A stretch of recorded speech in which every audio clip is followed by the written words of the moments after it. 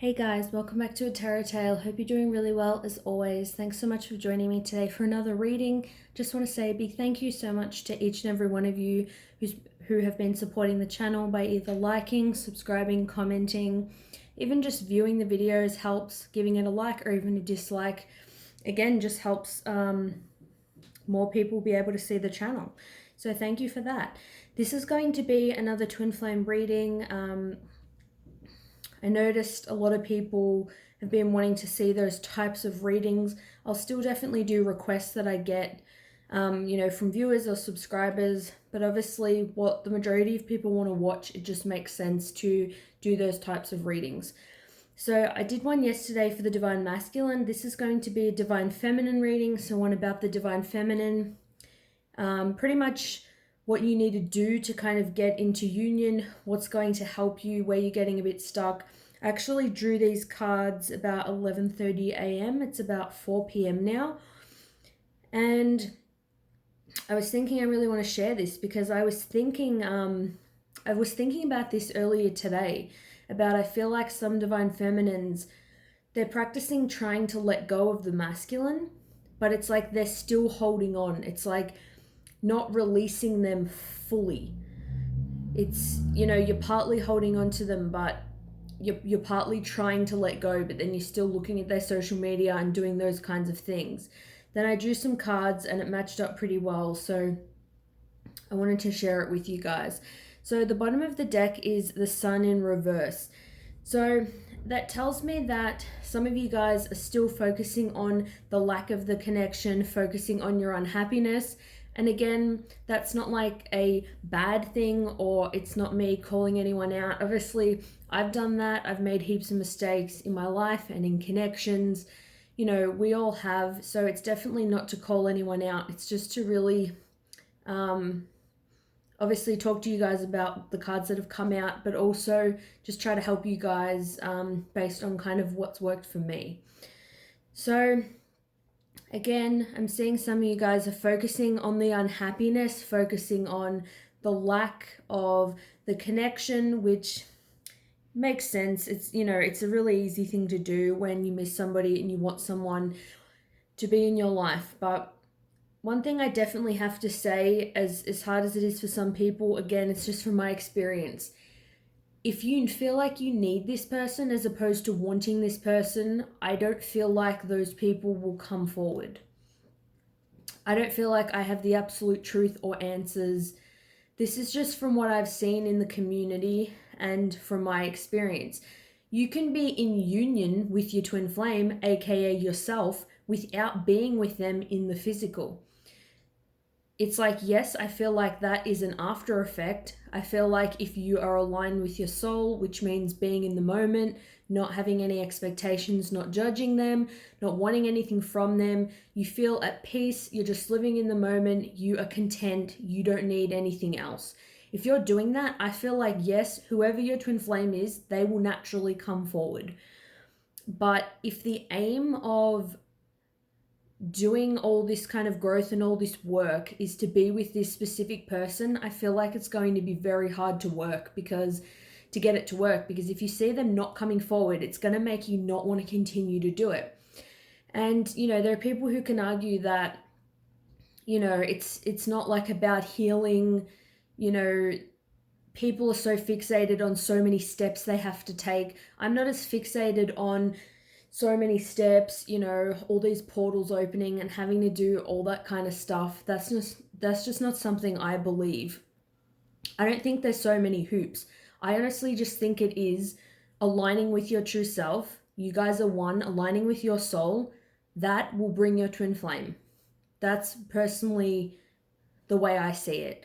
I would only advise working for people to work on themselves, because it's very hard to be in the moment when you do have so many triggers and so many things that need, to be healed. So if you're spending time with somebody and you have abandonment issues and you're thinking about, are they going to leave you, or you're seeing the negative in them, you may be trying to be in the moment, but you're going to find it hard to not latch onto thoughts. And that's another thing I quickly want to add. I know this is, a bit of a long intro, but I think it's honestly, I feel like it's really helpful that people, I feel like they think they're on the right track if they're not thinking about their twin flame at all. And I feel like it's not about forgetting them. It's not about not thinking about them. It doesn't mean you can never watch videos or anything like that. The same example I said about if someone has abandonment issues, you can be sitting there and talking to someone and thinking in your head, this person's going to hurt me, this person's going to do what everyone else has done. You can think that, but it's about not following that, not following it. So it's, catastrophizing and not following it. So you're like, oh my God, are they going to leave me? Like, what are they thinking? Are they judging me right now? Blah, blah, blah. It's like not following that thought. It's not continuing to tell that story. You're in the moment when you're just acting as the observer. You hear that thought, you've thought it, and then it's just like the wind blowing. It's like it just passes. It's like it's kind of like, think of it as someone saying something, it's going in one ear and out the other. You just don't want to latch onto it. All right, let's continue. So we've got here the Fool in reverse. So with the Fool in reverse, I take this can be seen upright as a new journey, taking a leap of faith, something new. It's the first card in the tarot. So I ultimately see this as starting over. I feel like people think that if they let go of their twin flame to the point where they're not thinking about them or they're not obsessing about the thoughts or trying to get them back by manipulating things like messaging them, stuff like that, they feel like, that person is not going to come to them, the connection will never happen. But really, you are your twin flame, so there never is any separation first off. Union with the physical person, again, will come once you do that alignment, once you learn to be in the moment and at peace. It can be difficult, obviously, to believe that when, we are 3D beings. But if you do truly have faith, and I feel like that's a big part of this journey, is unwavering faith. It's like if someone wants to start a business and they hear all businesses fail in the first year, most businesses will fail, blah, blah, blah. They're not going to want to do it. To have unwavering faith is to know that regardless of what's happening, what you're seeing, what you're hearing, any circumstance, this is your twin flame, or you're confident your twin flame will find you in the physical person, will align with you. So I feel like the message really is, don't be scared to start over. Don't think that starting over is forgetting them will lead to this unhappiness, because in actual fact, we've got the Magician underneath upright. It's actually going to lead to creation, manifestation. It's actually going to change things. And the way I see it, and the advice I'd give to people is, if you feel like you're at a loss and this person's not talking to you, they're not coming forward, it's stagnant and nothing's happening, then I feel like there's no harm in just trying this and seeing what happens. Just seeing what happens. Just trying to meditate, just trying to be in the moment. If you think, I miss my twin flame, just hear that thought, then come back to the moment. And that's another thing. People will kind of say, how do I align? What's soul alignment? How do I know if I'm being my true self? And I feel like our true self is our soul. So it's just pure consciousness, it's energy. To align with that is just really being in the moment. And it doesn't mean sitting there meditating, never using your physical brain, never thinking at work or doing anything that involves the mind. It's just, again, it's not getting lost in those thoughts. Listen to, obviously you'll hear any thought that comes into your mind, you'll be aware of it, but notice that person that's observing the thoughts. Just be aware of it. You may be thinking, oh, I miss my twin flame, they haven't called. Just let it go through your mind. Don't have any extreme positive or negative emotion. That's when you really know that you're really in alignment. It's like you're at peace. It's like, it's the best feeling to be at peace, knowing that regardless of what happens, you're not going to freak out and you're still going to be at peace. Knowing that if somebody doesn't call you or message you or whatever, then your life's going to be over. To me, that's honestly more freaky than letting go of the person or the idea of the whole thing.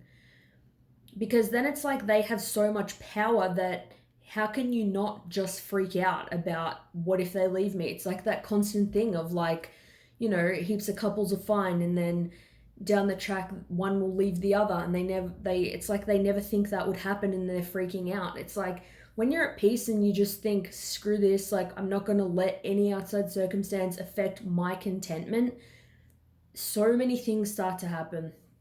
So many things. So we've got here the High Priestess in reverse. So I kind of just see this as people not using their intuition about the situation. I mean, even if you listen to a reading and you'll know you're in the moment in regards to this circumstance as well. If you watch a reading and somebody says, oh, this person's not coming back to you, this is not your twin flame. I don't think people should say whether it's somebody's twin flame or not. That's just my opinion. But they'll hear a reading, like they'll say the reading is like, should I wait or move on? And they say, look, you should move on from this person. That's the pile that you've picked in the pick a card reading. If you feel triggered by that, then you're not in the moment because you're having that extreme emotion. When you hear that and you think, yeah, whatever, I know it's my twin flame, I'm happy with my life, I know this is my person, whatever, that's when you're like, that is like perfect, you're in the best place. Also with the High Priestess in reverse, I feel like it's about extremes with like the dark and the light. So having such extreme approaches and extreme mentalities of even just like I said, extreme moods, extreme happiness, extreme unhappiness. It's like that power and that knowledge, that the divine feminine has. It's about really listening to that, really harnessing that, really focusing on what feels good to you. And not, seeing things in such an extreme way. Like, I'm either going to talk to this person or I'm not going to talk to this person. I'm either going to watch 20 videos a day or I'm just going to do nothing at all. You can still sometimes watch videos, also live your life mostly being in the moment. And it's fine if you slip, back and forth. Like, it can be difficult for a lot of people to be in a soul alignment 24/7. Yeah, maybe some people are. But especially when you're first practicing presence and awareness of what's going on around you, it takes time. So I've got here the Ace of Cups. So yeah, just knowing that this person loves you unconditionally and also just giving that love back to yourself. Any love that you wish they would be giving to you, showing you, just giving that to yourself, especially with Valentine's Day being tomorrow, anything you'd want that person to give you, flowers. If you'd want to go out for a meal, go out and honestly buy yourself something to eat. Buy yourself a nice present if you want, a new top or some new jewelry or whatever. Knowing that it's completely fine to meet your own needs and that, yeah, it's obviously lovely when someone gives it to us, but you can buy that for yourself and feel honestly really good about it.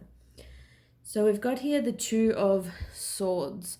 So yeah, so some of you guys are still mentally conflicted about letting go. It's like the fear and anxiety and there's so much emotion. You feel like there's so much riding on this. Like if you hold on to it, it's like, oh, what if it never happens and I'm holding on to this for nothing and my life's, wasting away and I'm not meeting anyone else. I'm not letting myself be with anyone else. And if I let go, then what if they never come back to me? What if I get with someone else and they never come back? Or, whatever. It's kind of like those extremes rather than, being at peace and just acknowledging that even just kind of anticipating what you think is going to happen, can sometimes not be a good thing. It doesn't mean it's never good to plan or to have, to wish for anything. But obviously when we do have desires, we have expectations, those things can show up differently to the way that we think. If you're just content, you're in the moment and you just really accept how things are, it really takes away from that suffering. It is true, like, I think it's in like the Buddhist practice that they talk about like attachment is like the root of all suffering. Correct me if I'm wrong, but I think there's something about that in there. And it's so true, and it's the hardest thing I feel like to let go of. Because we have attachments to other humans and ideas and concepts, if we weren't attached and we just didn't care, then it's like we wouldn't feel any pain. We wouldn't really have any problems. It's obviously it's not an easy thing, but as much, mindfulness and relaxation and peace that we can feel, the better it's going to help us along this journey. Because we've got here the world. So the world is about, cycles ending and starting a new cycle. And I feel like with the Fool in reverse, the first card that we got, that was in reverse, like I said, some of you guys are afraid to start over, but I feel like with the World card, it's like you guys aren't letting a cycle phase out. If you dated somebody 5 years ago and things didn't work out and you feel this is your twin flame, you're holding on to it, you're messaging them, or you're just feeling that extreme energy to where you're unhappy all the time, that can literally be preventing them from coming forward to you, even if they wanted to. Because it's like you are still in that energy. You're keeping that reality alive. It's like you're really keeping that going. And another thing I wanted to add too is really about acceptance of where somebody's at. And, a lot of people say be patient, and, it can seem like waiting around, like, oh, I'm being patient for them to call me or for them to text me or, whatever. But there needs to be that, there needs to be acceptance, obviously, when a cycle has ended or somebody said they don't want to talk to us, they don't want to be with us. Even if that doesn't last and you think, oh no, I'm going to be with this person, and there's a chance you'll obviously get back together or whatever, just even accepting it in the moment, that lack of acceptance can really definitely be holding some people back. So we've got here the 10 of Cups in reverse, and obviously I just want to say that obviously this won't resonate with everyone. It's not where everybody's at. These are just some of the feminines that I'm picking up. Just it's some of you guys' energy. So I feel like there's a message, however many people watch this reading, some people may resonate with all of it, some may get one message, two messages. That I feel like somebody needs to hear something in this reading. So the 8 of Cups in reverse is about wanting to come back to a situation that has ended. And again, with the World next to this card, because the World came out and then this card, I feel like it's going to be difficult for that person to come back, especially if you're living in the past and you're holding on to a cycle. It means you're holding on to all the things that happened in that cycle. So if someone did something to you and you resent that person, that's going to be so hard for you to start anything up with them again, because you're going to assume that they'll probably do the same thing they did in the past. Because you're very much attached to that energy. It's not starting over with a fully clean slate, 100% clean. And the Page of Swords. So yeah, some of you guys are still wanting that communication, still looking on their social media, keeping a close eye on them. Some, not all, this just could be some, maybe being a little bit emotionally immature, holding grudges, maybe messaging them, saying things that, are nasty or just uncalled for. I'm just getting there's still some residual bitterness.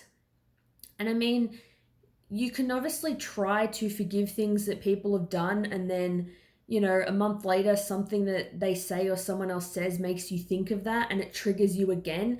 And that's okay. It's just about the way that you deal with it. And honestly, that's happened to me. Like, I'll feel like, oh, why am I being such a grudge holder? Like, I feel like I've dealt with this, I'm over this thing, I've made this peace with it, with a certain person. But then months will go by and it'll pop into my head and it will re-irritate me. And then I'll think, I thought I was genuinely over this, but I feel like it's not realistic that nothing will ever pop into your head ever again. So that doesn't mean you're not over it. It's just more the way you deal with it. So if that pops into your head, something they've done, something they've said, when you do, you're not feeling, bitterness, and it comes into your mind, you might say to yourself, look, this hurt me at the time. I've pushed through this. I've dealt with it. It's okay. You let it dissolve naturally. You don't fight it. You let it come up. And the more you try to obviously forget someone, the more you're like, I don't need them, blah, blah, blah, I don't want to think about this, the more it sort of comes back, the more it's there. You want to accept it, embrace it, let it kind of surface and then dissolve, and then go about your day and do something else. So the Knight of Wands in reverse. Knight of Wands in reverse. I think I had some ideas about this card, but I'm not remembering them all now. I'm obviously definitely getting some of you guys are missing that passion, missing that closeness. Could even be for some having resentful that this person didn't commit to you, or maybe it was more of a physical, sexual kind of connection. You may be focused on the lack of that passion, or thinking about how that passion was there in the beginning, wanting to get that passion back, wanting to really ignite that spark and that flame, wanting kind of stable energy.